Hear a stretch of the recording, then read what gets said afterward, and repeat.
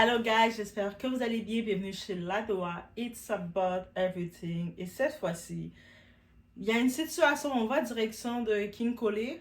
Kinkole, c'est à Kinshasa, à la RDC, République démocratique du Congo. À l'hôpital public, il s'est passé de quoi? C'est tellement choquant. Et puis, vous savez, des fois, sur les réseaux sociaux, on a quand même un pouvoir de parler de situations d'injustice. Parce qu'en parlant, en le repartageant, en le faisant suivre, on force un changement. Et c'est exactement ça qui est arrivé à cette femme qui a vécu la pire injustice que je ne souhaite à aucune femme, ok? À aucune femme. Et on va regarder ça ensemble, vous l'avez peut-être vu, sinon, ben, vous allez entendre parler. Donc, dites-vous qu'on est là, à Kinshasa, on est dans une salle d'accouchement, une femme en train de donner la vie. Donner la vie, guys. On imagine déjà la douleur qu'elle doit avoir. En plus, c'est un accouchement compliqué déjà. Dans l'hôpital, surprise, il n'y a pas d'anesthésie. Donc, c'est à jeun. Let's go, girl.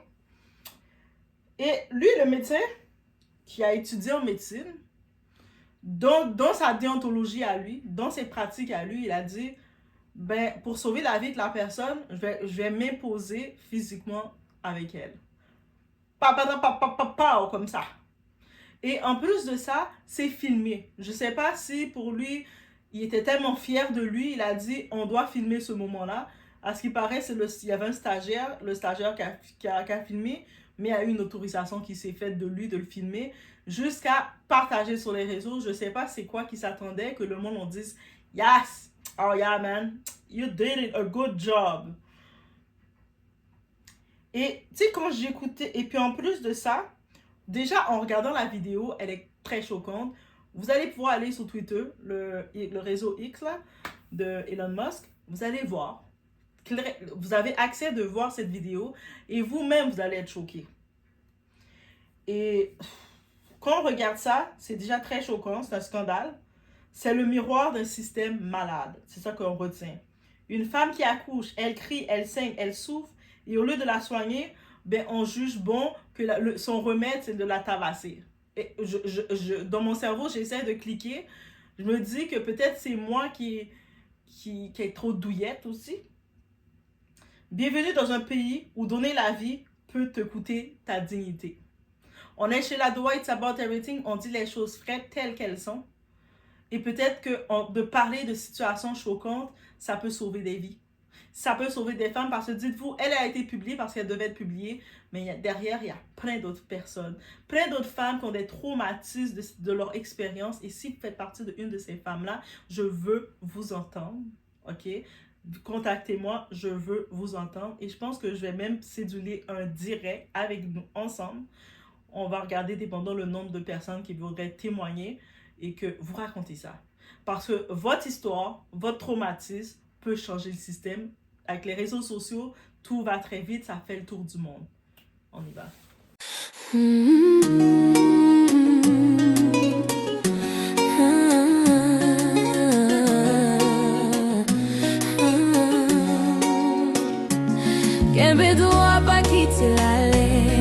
Donc ici, comme si c'était pas tout, le médecin en question, il parle. Bien sûr, lui, il comprend pas. Dans son explication, c'est simple. I don't understand. Je comprends pas. J'ai fait ma job. Je suis très qualifiée. J'ai sauvé des vies. C'est ça que je suis appelée à faire. Dans ses explications floues, le docteur tente de se justifier. Mais en réalité, il fait exactement ce que font tous les agresseurs. Minimiser la victime. Déjà dans son explication, à la fin de la vidéo, ça dure environ 6 minutes, vous allez pouvoir entendre l'explication de ce docteur. Vous allez l'entendre. Vous allez bien l'entendre et vous allez en juger par vous-même. Mais il parle il parle comme les circonstances de sa grossesse, mais il s'en sert pour justement la rabaisser. Il utilise le fait qu'elle soit venue avec sa grand-mère à l'hôpital, où on s'en sert pour la traiter comme une moins que rien. Mais je me dis, attends, la femme est venue à l'hôpital se faire soigner. En quoi ça a rapport avec qui qu'elle est venue accompagner ou comment elle a fait l'enfant ou pas? Déjà, il y a le code d'éthique le secret professionnel, peu importe la personne, qu'est-ce qu'il te raconte, tu ne veux pas l'utiliser pour ne pas donner un soin efficace. Le fait qu'elle soit venue avec sa grand-mère, ça change en quoi le traitement que tu l'as imposé. Mais depuis quand la souffrance d'une femme devient une excuse pour la maltraiter? Tu es médecin, t'es pas juge, t'es pas bourreau. Quand on s'excuse vraiment, on s'écrase, on se met petit. On donne des explications, dire ouais, j'ai toujours eu ce comportement, j'avais jamais compris parce que je vis dans une société très barbare, une société qui ne comprend pas la douleur de la femme, qui pense que une femme qui dit qu'elle a mal, c'est des caprices. Mais bref, dis ça au moins comme excuse. Comme ça, on va pouvoir dire, ah, c'est vrai. Il a été conditionné comme ça. Mais là que tu essaies de mettre ça en sa faute à elle, parce que oui, tu décides de frapper une femme qui accouche, ce n'est pas un geste médical, c'est de la violence. On dit les termes, guys. Il parle, il s'explique, il demande pardon. Mais écoutez bien, il continue de rabaisser la victime en parlant de sa grossesse, de son comportement, de sa résistance. Parce que la dame en question, elle avait refusé les soins. Et déjà, moi je ne sais pas, si vous êtes dans la médecine, dites-le moi, mais semblerait-il que si tu refuses des soins, on ne peut pas te forcer, excepté si tu es sur la charge d'un tuteur ou quoi que ce soit. Aussi simple que ça. Ça veut dire que moi, si je suis en train de faire une intervention et puis je vois que quelqu'un a besoin de soins médicaux, j'appelle une ambulance et l'ambulance arrive vers cette personne qui a besoin de soins et l'ambulance vient le chercher et la personne dit non, moi j'embarque pas, laisse-moi tranquille, talk to my hand, l'ambulance est obligée de repartir. Ils ne peuvent pas le tirer et le mettre dans leur camion. Ça s'appelle, c'est dans mon côté à moi, c'est le consentement.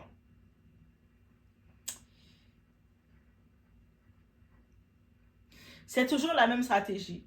Soit salir la victime pour nettoyer l'agresseur. Et puis là, on y va dans les termes, sans être dans le domaine médical, on y va dans des termes. Arrêter une hémorragie, c'est ton travail, le bozo là. C'est ton travail de faire ça. Mais lever la main sur une patiente, c'est un crime, tout simplement. Et parlons de quelque chose de très grave. Qui a filmé? J'ai pu comprendre c'est le stagiaire, ou peut-être que vous avez voulu blâmer le stagiaire, comme c'est tellement facile de blâmer le stagiaire.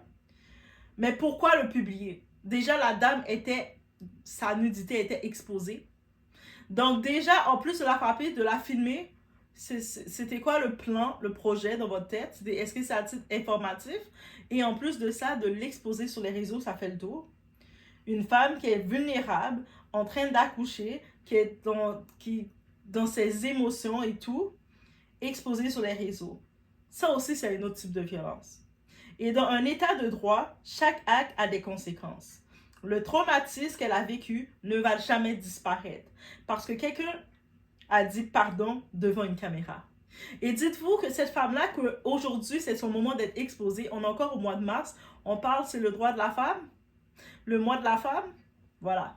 Mais dites-vous que si ce monsieur-là, ce docteur s'est senti confortable de le faire, il se justifie. Et avec des commentaires que j'ai vus, je peux comprendre que c'est beaucoup plus commun qu'on pense. Imagine, dans la ville, ça se passe, dans un hôpital public de la ville. Imaginez dans les petites cliniques, dans les hôpitaux éloignés, dans les régions, dans les campagnes, le pire qui doit arriver. Et c'est pour ça qu'il y a beaucoup de gens qui ont réellement peur des hôpitaux, qui ne les font pas confiance, parce que c'est ça qui arrive, guys.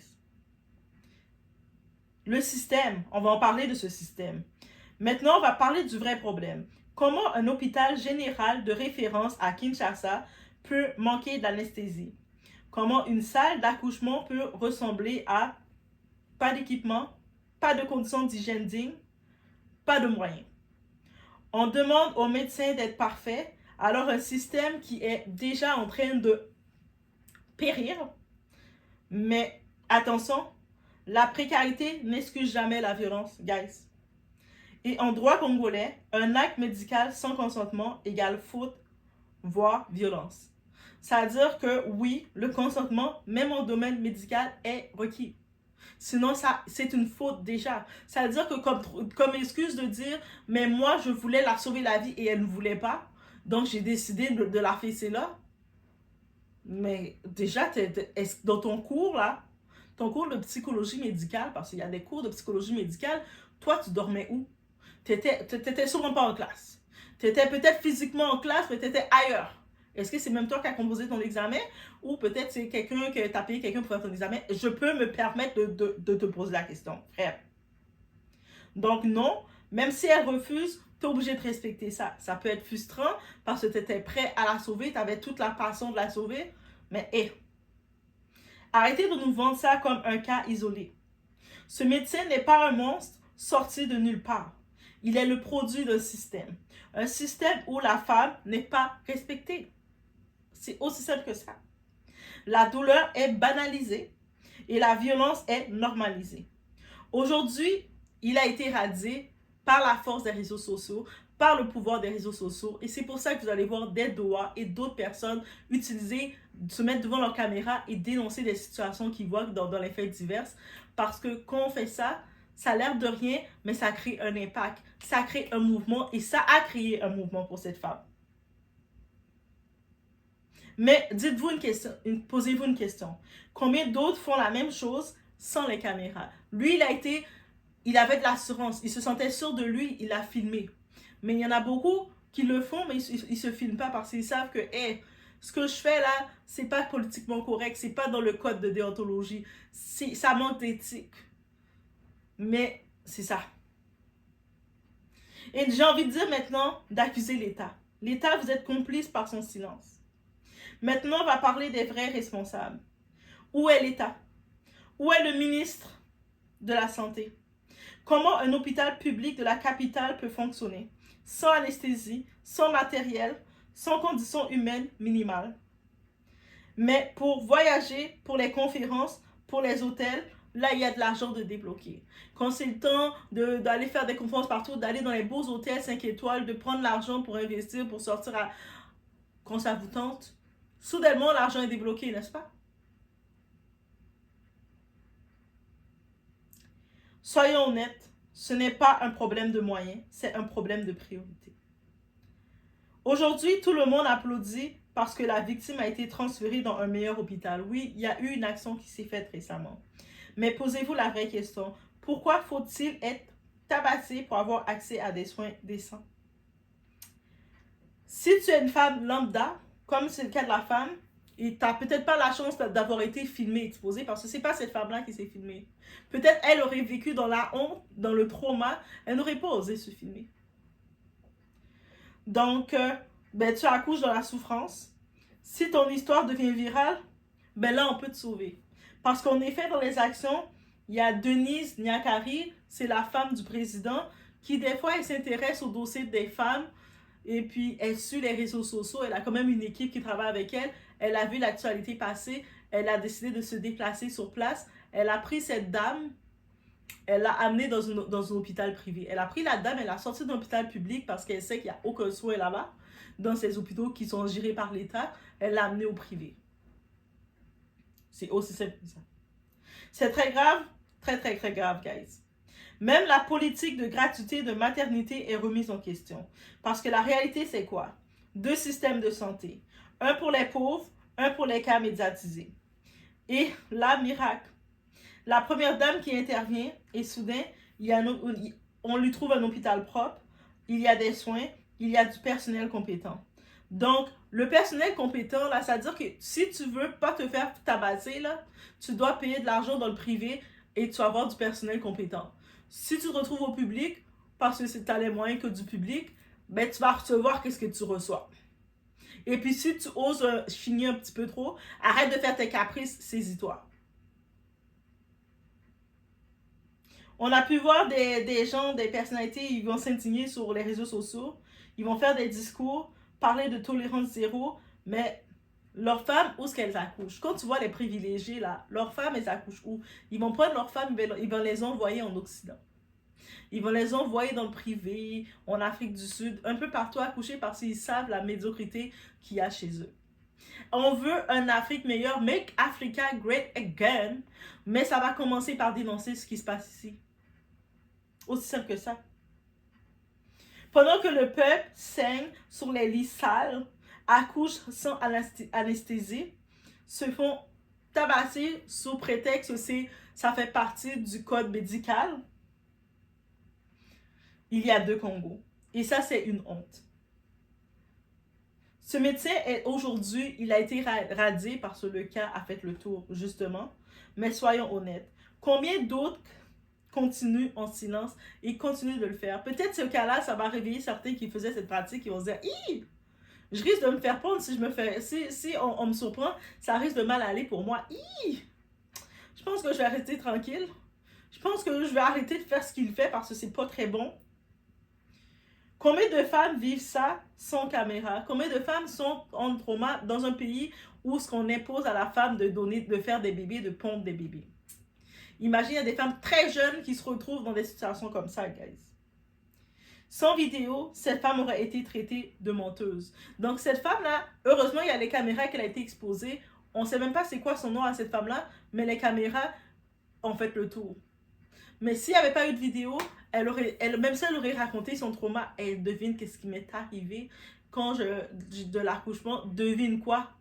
Menteuse, c'est impossible, tu mens, le docteur est trop bon. Parce que oui, il y a des gens là qui disaient « Ah, mais c'est un homme de Dieu, hein? C'est un homme de Dieu, le médecin. Il va à l'église, il est père de famille, il s'occupe de sa famille. C'est un homme de Dieu. » Eh bien oui, hein? Le terme, déjà, quand vous dites homme de Dieu, ça veut dire c'est Satan. Vous voulez dire c'est un ambassadeur de Satan. Même Satan est comme, hey, c'est mon ambassadeur, yo. Limite, c'est ça. Le plus choquant, ce n'est pas ce qu'on a vu, c'est tout ce qu'on ne voit pas. Sans cette vidéo, cette femme serait restée silencieuse, ce médecin serait toujours en poste, en train de continuer ses fonctions, ses pratiques douteuses. Et vous voulez encore parler de cas isolés? Combien de femmes ont été maltraitées, humiliées et traumatisées, sans justice, sans caméra, sans voix? Sauver des vies n'autorise jamais à en détruire une. Être croyant n'empêche pas d'être violent. Être médecin n'efface pas la responsabilité.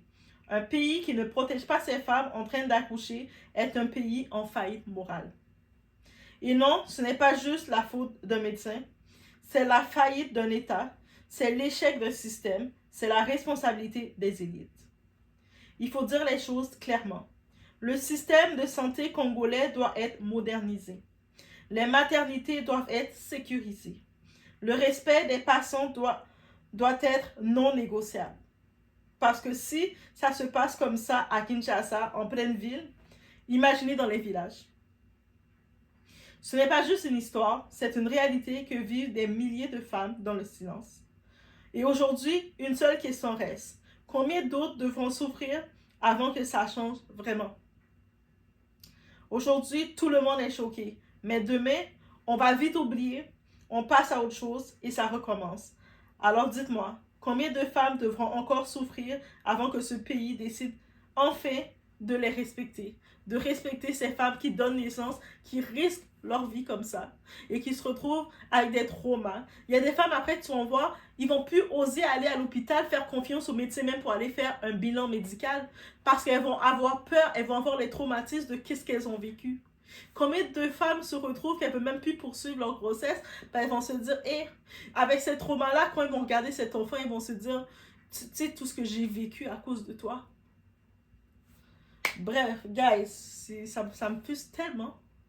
C'est quand j'ai vu cette histoire, ça me frustre tellement. J'ai les suites de cette histoire-là, mais je vais le continuer sur mon autre chaîne, Doa Talk, parce que ça va être beaucoup plus cru. Ah oui, Doa Talk, je vais aller beaucoup plus cru. Mais j'ai dit non, je dois balancer, en parler.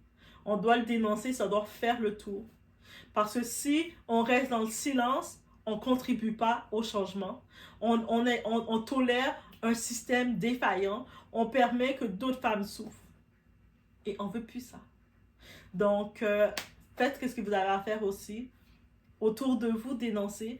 Parlez même. Vous avez peut-être une soeur, une cousine qui a accouché, qui est traumatisée, ou qui, après son accouchement, qui a des traumas, et puis le monde dit, ah, elle est juste bizarre, alors qu'elle a des traumas aussi compliqués que ça. Donc, encore une fois, vous pouvez me contacter. Comme ça, on va regarder d'ici la semaine prochaine. On pourrait faire un direct. Se céduler un direct. Et puis, vous allez pouvoir raconter votre histoire. Et puis, à force que vous le racontez, vous imposez à l'État congolais de dire que, hey, c'est pas normal. Parce que si en grande ville, en grande capitale, il y a tout ça, dans les régions, c'est comment, c'est-à-dire qu'il y a encore moins de choses. C'est-à-dire que c'est encore plus de côté barbare et tout. Je vous laisse sur ce, guys. Faites attention. Réunion en ligne pour enterrer notre frère Philippe Kalimba. Mais j'étais médecin de garde. Quand j'ai pris ma garde, j'ai trouvé cette fille que vous voyez dans la vidéo là. Elle était pendant le travail. Les infirmiers m'ont fait rapport pour dire que c'est une fille qui ne collabore pas, qui n'accepte pas les conseils qu'on lui donne et les consignes, comme c'est son premier accouchement. Et j'ai supplié la fille, je lui ai prodigué des conseils, j'ai négocié avec elle, je l'ai laissé entre les mains des infirmiers, d'autres médecins, et je suis parti à côté tenir la réunion en ligne avec Antoine, Papa Antoine, Frère Bouche, Papa Célesca, Docteur Camille et les autres. Alors, quand je termine la réunion, je rentre dans la salle, je trouve le médecin qui était là, qui n'avait pas dirigé l'accouchement. C'est l'infirmier et un autre médecin qui ont dirigé l'accouchement. Et il y avait eu les déchirures des parties molles et ils avaient fait l'épisiotomie. Alors, à leur niveau, ils ont tenté de réparer. La fille n'a pas voulu. Ils l'ont laissé. Ce médecin-là que je trouvais, qui faisait les rapports, a tenté de travailler. Ça n'a pas tenu. Il a laissé même les fils dans le corps de la femme comme ça, parce qu'il n'y avait pas de collaboration. Alors, il était en train de vouloir rédiger un transfert. Moi, je lui ai dit, nous sommes un hôpital général de référence. On transfère pour une déchirure cervicale. Même si la patiente n'est pas collaborante, on peut utiliser d'autres méthodes. Laissez-moi tenter la chance. Alors, quand je suis entré dans la salle, les autres infirmiers n'en voulaient plus, sont partis. Et je suis allé seul médecin, entouré seulement des stagiaires. J'ai expliqué à la fille, je lui ai demandé. Elle a accepté, oui, docteur, Tongangaï. Mais dès que je touche seulement les pinces, au pince et simbangate, au pince kotate, au pince, nakotonga yo na ndenge mususu, nazana ngoto ndenge nini. Namiki kuexpliquer. Et ça la kamambete, outi kobota, pince ekokota kuno kuyoke lokote, mwana monena abimi na nzoto. Kaka mwa pince mkebo ipo ekanga bakole et suturé ndeli kambo. Te ekotate. Mais je trouvais qu'elle était en train de perdre le bon sens qui pouvait l'amener à la mort. Les autres avaient cédé à ça, mais moi je ne pouvais pas céder pour sauver une vie. Ce qu'elle réfléchissait et ce que moi je connaissais et les dangers qu'elle courait, je ne pouvais pas la laisser dans sa réflexion comme ça. Mais mes frères, si on ne suture pas une plaie cervicale, il faut réparer. L'utérus ne peut pas se contracter pour arrêter l'hémorragie que lorsqu'il est dans toute sa circonférence intégrale. Et il faut suturer, resserrer, rapprocher les berges côte à côte pour que le courant physiologique qui permet le durcissement de l'utérus pour arrêter l'hémorragie puisse passer. Alors, tout ce que je fais, ça ne tenait pas. La dame me touchait par les mains, projetait mes pinces, fermait son canal avec les mains, touchant les lieux qu'il ne fallait pas. Alors, je reconnais l'avoir traumatisé tel que vous voyez là. Et ça a réussi, je l'ai calmé, et j'ai suturé, et j'ai arrêté cette hémorragie-là. Et je l'ai apprêté, lavant, tout ça, l'habillant est propre. Elle est même sortie de l'hôpital. Mais vous me verrez dans cette vidéo-là dire que filmé. Effectivement, on rencontre beaucoup de choses comme ça avec les filles inciviques qui viennent accoucher. Les mamans, ça va. Mais les filles qui ont attrapé des grossesses, en fait, c'est une fille qui a attrapé une grossesse, l'homme n'est pas connu et c'est sa grand-mère qui l'a amenée. Alors, quand on rencontre des choses comme ça, des incidents arrivent, quand on explique, souvent on nous dit, mais est-ce que Bokomi Saki est Mukanda, une fille dans cet état-là, à Kokoma Mukanda? Des fois, on peut filmer comme ça pour montrer au staff médical. Parce que ceux qui commencent par nous juger, premièrement, c'est le staff médical. C'est à eux qu'on devait la vidéo des comportements malsains de cette fille-là, qui nous avait poussé à la traiter comme nous l'avons traitée pour une bonne fin, sauver sa vie. Mais maintenant, la stagiaire qui avait pris la vidéo, que je ne reconnais même pas, est allée, et comme c'est la nuit, j'ai perdu de vue de la récupérer, parce que la scène, les choses ne se sont pas passées normalement. Et elle est allée, elle a disparu, et ils sont allés truquer tel qu'ils ont truqué pour prendre que cette mauvaise partie-là et envoyer ça sur les réseaux sociaux et susciter tout ce que vous voyez là.